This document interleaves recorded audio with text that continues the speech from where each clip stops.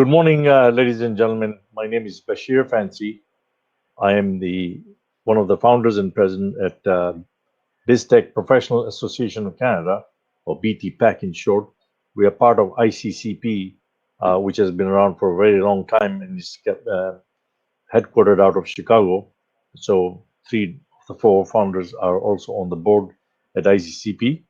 It's an organization of certification for computer professionals. As I said, it's been around 50 plus years, and it is an international organization. We are fortunate to have people from all sorts of colleges, universities, and corporate world from varied walks of life in there.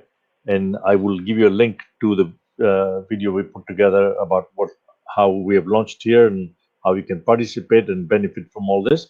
It's all about education, continuous learning, certification, and you will see why as we do that today, because we're very fortunate today to have with us Derek Lackey, who runs a pretty big, has been running the marketing organization, advertising agency for 30 years, but he's also written books on compliance, CASL, data privacy, data protection. He actually chairs a lot of committees. As you will see, I will tag on all that at the back of or the front of this presentation, so you'll know exactly who he is. But I will let him talk about it. So I'm going to hand it over now to Derek. So because that's what you want to hear. And next Monday, coming Monday at 10 o'clock, this same time, we will do, Derek will present on GDPR, which is critical in case you were not aware. Any organization that does business with Europe or EU must actually comply with that. And you will see there's pretty strong standard. I don't even know people are meeting the standards in Canada. But Derek is going to talk about that. So let me not take any further. And Derek, I hand it over. Thank you for doing this. Welcome. And it's all yours. Good morning, Bashir. Thank you for inviting me. My name is Derek Lackey. I am the current chairman of the Response Marketing Association. And I have, as Bashir mentioned, owned my own ad agency for many years. And been participating on the digital side, and in particular on the privacy side of marketing for the last 10 years. So as the president of the Response Marketing Association, I got involved with CASL in the early stages of it. And what I noticed was that many of the lawyers at the time were willing to tell marketers what they couldn't do, but there was nobody in the marketplace who was willing to tell marketers what they could do when CASL first came into force. So for anybody who's not aware, CASL is the Canadian Anti-Spam Legislation. So CASL is the short for that title. The government doesn't like to refer to it as that. We'll talk about that later. But what we're going to look at today is something that a lot of people for some reason has found confusing, and it's pretty straightforward, as you'll see when I explain. Hopefully I will explain it in plain enough terms and leave out the legalese that you will understand. What I'd like to start with, though, is the email consent map that Nimity has recently produces and updates on a regular basis. And this map shows who has the toughest opt-in rates. And you can see Canada is pretty tough. There's little parts of Europe. Australia is pretty tough. And I think it's no coincidence that IBM's 2018 marketing benchmark report reports that Canada and Australia have the highest open rates of any email in the world. And I think it's a direct, I think you can draw a direct line from the 5 years of CASL being enforced, or it's now 6. So 6 years of enforcement. I take that back. It would be 4 years because this was a 2018 study. So from 2014 to 2018, the impact took our open rates from the high teens, 18%, to 38.5. So it almost doubled our open rates by being a little tougher on who you can and can't email. So I just wanted to kind of point that out. CASL is working. So a little bit about my background. As I said, I'm president of the Response Marketing Association, but I'm also the managing director of Newport Thompson, and we are a trusted advisor on all things privacy and data protection. I chair a work group on guidance for the Canadian Advisory Council on GDPR. I'm a member of the ISO 31700 Privacy by Design for Consumer Products. We are actually writing the standard for ISO 31700, and we're about halfway through that at the moment. I'm also the author of CASL Compliance, a marketer's guide to email marketing to Canadians. Again, I wrote this book in plain language so that people could get a grasp on the concepts of CASL. And I'm also a CIPM, Certified Information Privacy Manager. One thing I've not included on this slide is that I'm also the co-chair for the IAPP Knowledge Net in Toronto for the next 2 years. So I think I'm qualified to speak on this subject. So let's talk about the current state of consent. So what we're noticing in dealing with lots of clients from enterprise level to small, that they almost all start out claiming they have consent. And as we dig a little deeper, we realize that having consent and proving consent are two different, very, very different concepts. And so I really want you to listen for that distinction. Do you have consent or can you prove consent? Because having it means nothing to the CRTC, proving it means everything. So we'll get into that more as we talk about each type of consent. But as an overall statement, if you can't prove it, it does not exist to the CRTC. So let's look at the 5 types of consent on a very high level. So the first and the gold standard is called express consent. And that means that somebody willingly opts into being on your email list. That's if CRTC had it their way and ISCD, they would probably go to that, but it's unrealistic just because people don't always take the action even when they want. So the second is called implied consent existing business relationship. And that means it's a customer or a near customer or somebody who's expressed interest in your company. That's boiled down, and we'll break it out in a lot more detail. The third is implied existing non-business relationship. So this is predominantly for charities and government. And the fourth is implied consent conspicuously published.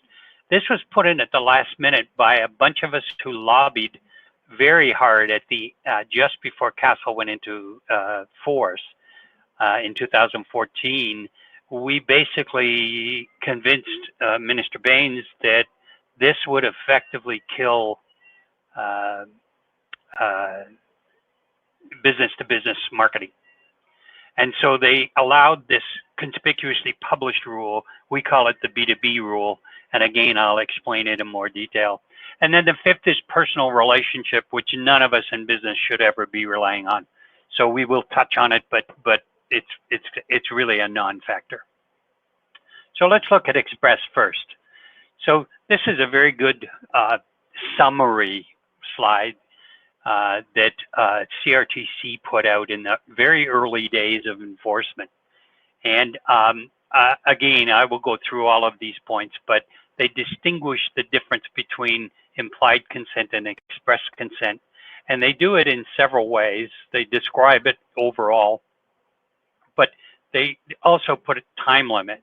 So an express consent is not time limited. So if I sign up for your email, you have me for life or until I unsubscribe. And you must offer me an unsubscribe every time you send me an email. Implied consent is generally time limited of a 2-year, And they also have a 6-month version, which again, I will explain. Here's what I talked about at the beginning. You must keep records of how you obtained both implied or express consent. So this requires you under CASL to have little processes. So decide what type of consent you're going to gather, or a combination of, and you need to develop little processes. And again, I'll show you when we talk about each type of consent. So express consent. An individual intentionally opts in using transparent language and by taking a positive action. These are two important things. So they need to be clear what they're opting into, and they must take a positive action. So while this is the gold standard, they really want you to know, they want you to be able to prove that these people want that kind of information and offers that you intend to send them. So how you word that promise is critical. And again, we'll show you an example. This is likely to cause the best engagement rates for your email list, and is certainly the most respectful way to treat prospects and customers. You know, for some reason, we thought it was okay to spam our customers. And, you know, I don't know what happened to our marketing brain when digital came along, but, you know, we'll talk a little bit more about that later. Express consent is for life or until the recipient unsubscribes. So when you're using web forms or whatever you're using to collect express consent, these 4 things must be present. And I'm going to repeat that. All 4 elements must be present and obvious near the submit button when opting in. You need the company name and address. So clearly, who are we? And by using the company name and address, you rule out that this could be another company that's named similar to yours. A clear statement of what to expect.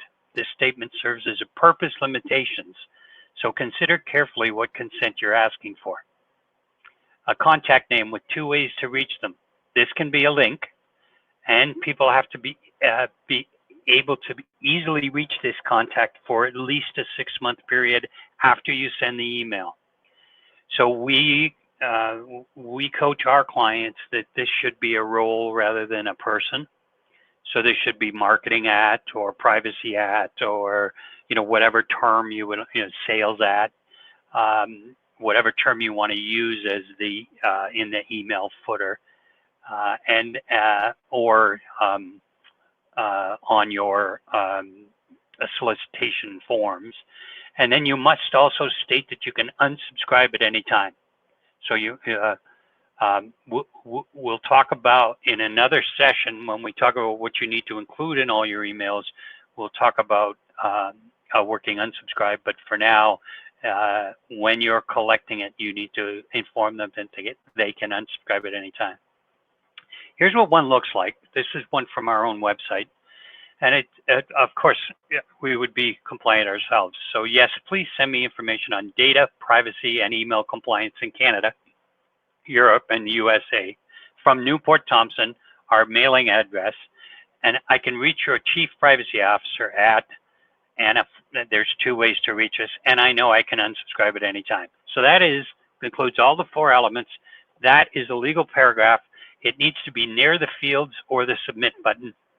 It can't be buried in the footer of your website when your form is on the top.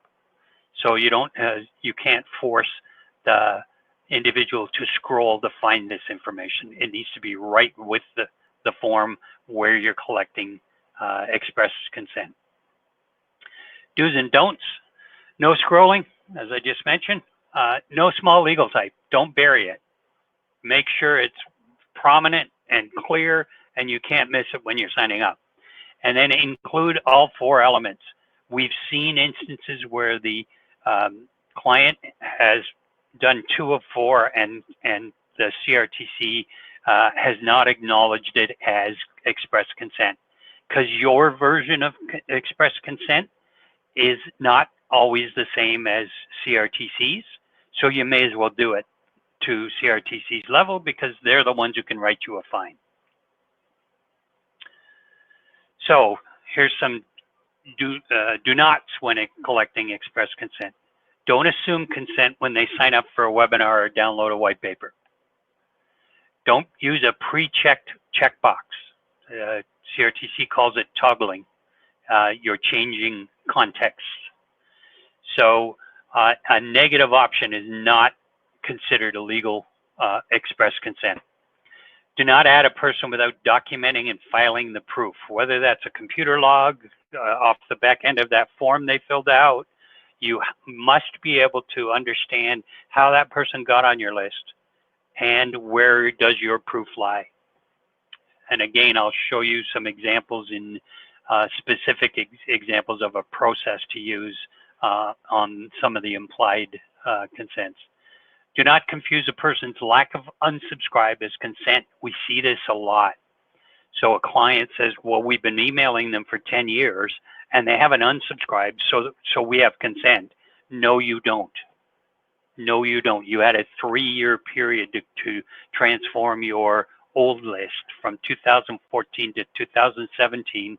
The CRTC allowed a period for you to convert your list into the current measures of consent, implied or express. And if you didn't take advantage of that 3-year period, those people on your list from 10 years ago who still don't unsubscribe, you cannot consider that consent. So that's a very important distinction. Know the source and the date of every email address on your list. No proof, no email, and it is okay to offer an incentive to subscribe. So when you're collecting, if you're asking a recipient to sign up for a webinar, this is important, so you might want to lean in here, or to download a white paper or any other information capture form, do not interpret this as their express consent unless you create a separate transaction, a paragraph. So you've got two things going on when they're filling out a webinar form. They're signing up for the webinar, and then separately, you must ask them if they would like to be on your email list. And that requires a checkbox because there needs to be a positive action that they actually take to get on your list. Signing up for a webinar is not the positive action to get on your list. And this is as it refers to express consent. So we'll talk a little bit more about webinars and white papers under implied consent. So again, I bring up this slide just to distinguish between existing business relationship and non-business. So the recipient has made or inquired about a purchase or lease of goods, services, land or interest in land, a written contract, or the acceptance of a business investment or gaming opportunity from you. So this is really somebody who's transacted with you or at least gotten you to proposal stage, or you've gotten them to proposal stage. That's enough of an expression of interest to be considered existing business relationship. If they've merely signed up for a webinar, you've got 6 months consent. With this, as a customer, you've got 2 years. So 2 years from the last date they purchased. And again, you must be able to prove that they purchased something on a particular day. If you answered yes to any of the following questions, you may have an existing business relationship in which you'll be able to send CEMs for the specified period, either 2 years or 6 months, as I just mentioned. Has the recipient made a purchase, lease of goods, services, land within the last 2 years, immediately before the day on which the message was sent? So that's the actual bar. Has the recipient accepted a business, investment, or gaming opportunity offered by you within 2 years immediately before the day on which the message was sent? Has the recipient made an inquiry or an application on any of the items above within the 6-month period immediately before the message was sent?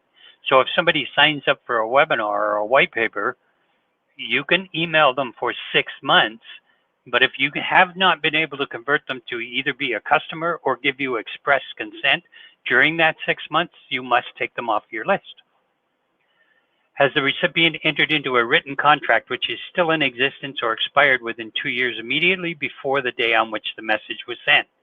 So if you have a 2-year contract with an individual, you've got the 2 years of the contract plus 2 years from the last day the contract ended. So I've given you a link here to be able to go and check out any of these sections of the law for more details. And this is that same language, but it's actually an excerpt from the law, as are these clarifications.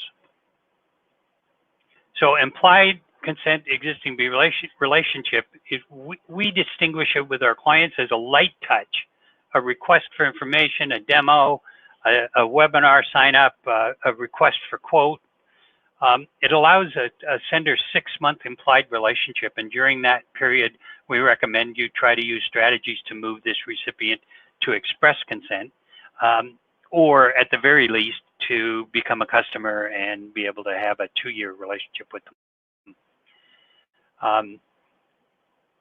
I think I covered this well enough earlier that you need a separate paragraph. I think you should always be looking to get express consent.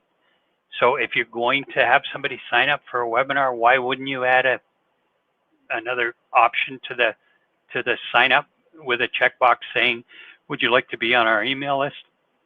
Because it stands to reason if they're interested in the webinar topic that you're speaking on, that they may well be interested in the being on your email list. Non-business relationship doesn't apply to most of us, but it is for charities. It is predominantly for charities.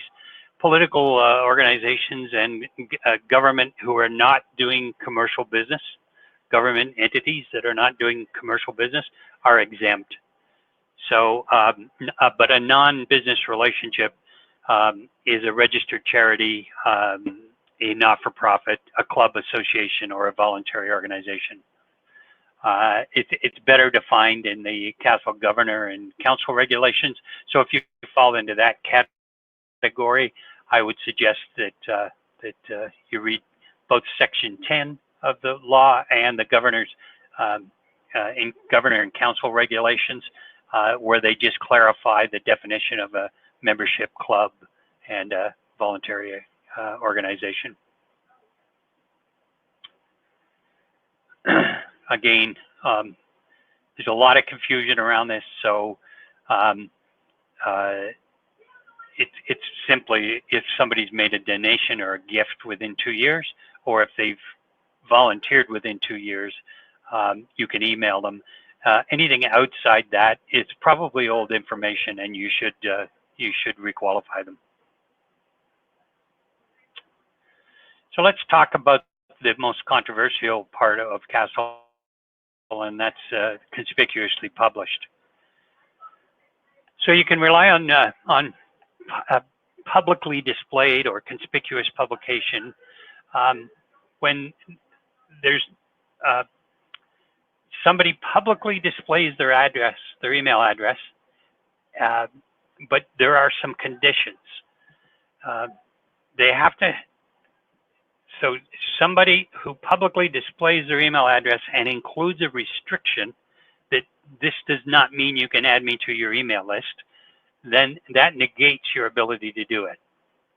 Most people are not doing that yet, but we have started to see some people who understand this law when they publish their email on their website, an email address on their website, they are including a restrictive statement.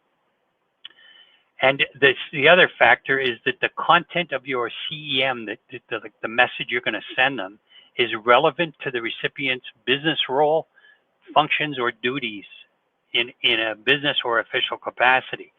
So that tells me that you need to know two things about that person. A, that their email is publicly displayed without restrictions, and two, you need to know their title, so that you can be sure that the emails you are sending them are relevant to their title. Now, it's important that if somebody's in HR and you're sending them emails about sales activity, you're out of what's called your purpose and your purpose limitations have slipped. So you cannot, again, how you ask for consent is critical. So just keep in mind, on conspicuously published, it's a very narrow window. If you're going to collect information on a marketer, and you can prove they are a marketer, you can then send them information about marketing, but nothing else. So I'm going to walk you through a little process that we've developed for a lot of our clients for list building under conspicuously published, and being the B2B clause, as we call it. This is the only way to build a list, or one of the few ways to build a list in today's marketplace in Canada. So the overall concept here is that you have to develop a little process to capture and store your proof. Because at the end of the day, if CRTC comes in and asks you why you're sending an email to Derek Lackey, you actually have to prove that you meet the measures of some form of consent, either express, conspicuously published, or I'm a customer. So the first thing we recommend is that you take a screen grab and copy the link to prove at the moment you looked it up that their email was publicly displayed without restrictions, and you call that JPEG using the person's first name and last name, number 1. You take a separate screen grab and copy the link to prove at the time that you added the person, that you knew their title role. You named that JPEG using the person's first name and last name, number 2. I'm going to show you an example. So if you were adding me, you would look and go, okay, I know he's the managing director of Newport Thompson. Therefore, I can send him any emails regarding running his business. And he's publicly displayed his email here on this site, on this website. And I've taken a screen grab, and I have the URL, and I've named this one Derek Lackey 2. I've named this one Derek Lackey 1. I throw them in a consent file, a file called publicly displayed, and I mark.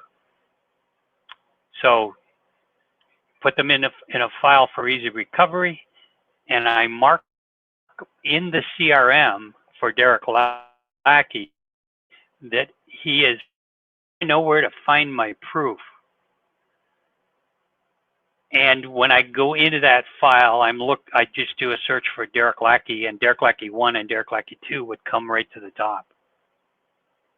So now I have a little system here that I've developed that if I'm ever called to prove how a particular individual got on my list, between my CRM and my backup file on my server, I know where the proof lies. So this is pretty, it's arduous, and it's what the law intended. You must build your email list literally a person at a time with consideration, should I be emailing this person? And, you know, a lot of us, this is not what our email list looks like. I'm willing to bet that if I gave you a list of 10 people on your email list and asked you to prove your consent and how they got there in the first place, you actually couldn't do that for, I'll bet, 8 or 9 of the 10. So when I ask people, are you CASL compliant, and they say yes, I don't think they're considering this. So so just keep this in mind. You really should have little processes. For my process for capturing our express consent is I have a computer log when anybody fills out that form. I have their IP address that they filled it out from and a date which they filled it out from, and that's how they get on my list. And in their CRM, they're marked express consent instead of, in this case, public displayed. And in a customer's CRM entry, you would just enter in current customer. So I mentioned personal relationship. I just take it off the table. It's so not applicable. Of course, you can email your mom and your sister and your cousin, um, and your friends who are authentically friends and not just business acquaintances. Uh, they do. I did give you the reference.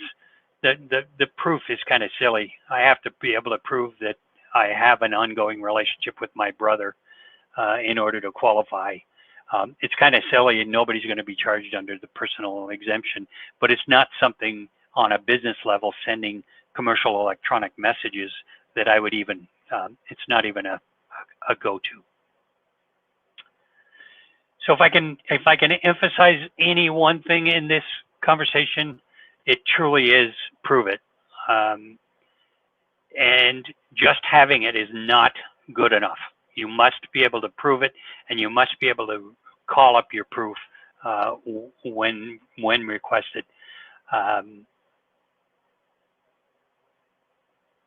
if you have any questions, you can find me at dlackey@newportthompson.com or at 416-524-7844. We're happy to answer any kind of what I call hair on fire questions. You may have some immediate concerns, even something I mentioned here may twig that, your organization is not doing that, and, what are the ramifications, and, the fact is the private right of action, which was meant to be the primary enforcement tool for the CRTC, was indefinitely postponed by Minister Baines on June 7th, 2017, about 2 or 3 weeks before the final part, including the enforcement of private right of action, came into force on July 1st, 2017. So the CRTC, well, I guess I can best describe it. They gave out one fine last year under CASL. Now, that doesn't mean that if you're openly spamming that you're not going to fall on their radar. They have a complaint center, and for the most part, how you get investigated by the CRTC is you pop up.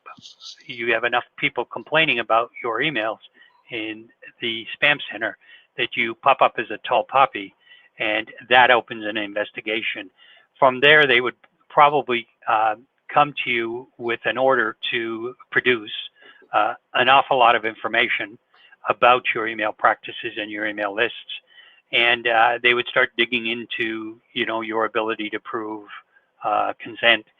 And again, if you either don't cooperate with them or can't prove it, you're likely going to get fined. We have noticed an extreme on the fining. The ones who don't cooperate and don't return their calls get fined the largest amounts. So there is a process called undertaking where they do an investigation and you agree to a fine. If you've been caught, you don't admit guilt, but in the undertaking you agree to a fine and in order to come into compliance. So I would say that 3/4 of the fines given out by the CRTC to this point, and we can cover this off in a future webinar, but the majority of the fines to date have been undertakings rather than violations. The violations are saved for those who don't cooperate and try to avoid the CRTC when they call. So that's all for today. And please, again, if you have any questions at all, don't hesitate to reach out. We're happy to answer the first set of questions. The problem with CASL is there's so many questions that we can't answer them all in 1 hour. So in the first hour it would be free and on us. And anything after that, we would have to look at some sort of engagement. So again, thank you very much. I hope this was fruitful, and stay home and stay safe. Derek, thank you very much. It was very uh, detailed and very informative because, as you quite rightly point out, I don't know if too many people are compliant. A, B, Yes, if people were, and this is now a question, if they were, I would hazard a guess and be right that um, it will help the privacy security in a big way because if people are using this to collect data, right, that they were never authorized to do, it doesn't help the security and privacy on the other side either. correct. Right? Correct. Yep. Yep. Good distinction, Bishop. Yep. Right. So I think that this organizations need to do, and as I said, it was fantastic. I'm seriously thinking we should start and ask Derek on our website, right? So we can create the 2 3 we're going to create. This would be very helpful because I think it helps in a bigger picture of what. So either they can reach out to you, but if they are not aware of all that, they can suddenly get to us and we'll give it to you. And so that's fantastic. Now, I think Derek mentioned this was all about CASL, and we'll have another session on CASL. But there is a second part that people have to be compliant, which is even tougher legislation than TRIPIDA, which is GDPR, and Derek is quite an authority on that, and he's done phenomenal work in that area too. So Monday morning, 10 o'clock, I'm just going to publish something. We're going to do the same thing on GDPR, and then schedule another session to go into detail of CASL. As he gets the questions or anything that is asked of us, we will make sure Derek is fully aware of that, and then organize a session to address those very things. So I think this is fantastic, Derek. Even I was looking and listening very intently because I think uh, I had to make myself knowledgeable on this issue because of security, privacy, and stuff. But that said, Yes. things Yes. the way you described are very, very interesting. Sometimes you may not understand the distinction, and I think you did a fantastic job of that. So I have no Thank doubt you that very people. much, Bishop. Thanks very much. I really appreciate that. We will, and by the way, the because at the moment the presentation is coming on a video form. If you can send it to me, I'll try and link it there, and we can, if people want to, assuming that's how you want to do it, that we can do that so people can go and click on the links that are there. But I'm happy to do that. Would you prefer a PDF or a PowerPoint? yeah, whatever is easier for you, no problem. Okay. Right? All right. So Good. fantastic. Thank you very much. And we will do this on Monday on GDPR. So I look forward to that, and I'm going to make sure everybody's aware of that. So with that, I say thanks and have a wonderful weekend. I mean, I don't know what that means anymore since every day is a, since every day Thank is a you. weekend. Every day is a weekend. All the very Correct. best. Thank Thanks. you. Okay. Let me